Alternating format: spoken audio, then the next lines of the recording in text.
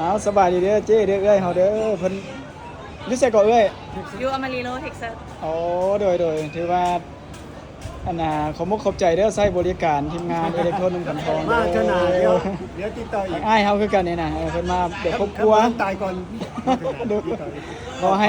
ตอนอยู่ยืน สุขภาพแข็งแรงได้เด้อเอ้ยเด้ออายุยืนยาวดำเนินธุรกิจอยู่เพิ่นก็ขอให้เจริญก้าวหน้า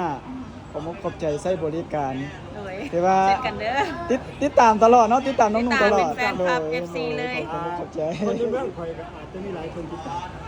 เขาหูเขาหมัก โดนบ่เนี่ยค่อยกลับเนี่ยเอ้ย วันที่13 อีก2 อาทิตย์กลับแล้ว อ๋อโดยขอให้เดินทาง ลูกสาวเมื่อวัน ปลอด ที่ ภัยเด้อให้โชคดีตลอดปลอดภัย เมื่อแล้วก็2 อาทิตย์ก็กลับมาใหม่ แต่ดีเมื่อฮอดรอดฟ้าเมื่อถึง กลับมาหาลูก ลมวนสิบยาเป็นลมมันออกเลย จังต่อบ่ FC สาวตุ้นี่แล้วก็มือคีย์บอร์ดน้องหน้า เสียตุ้ยว่าจะจ้างต่อ FC ตัวยงเด้อ เสียตุ้ยว่าจะจ้างต่อ โดยได้แล้วบ่ ที่ไปสลองเอาเมียใหม่บ่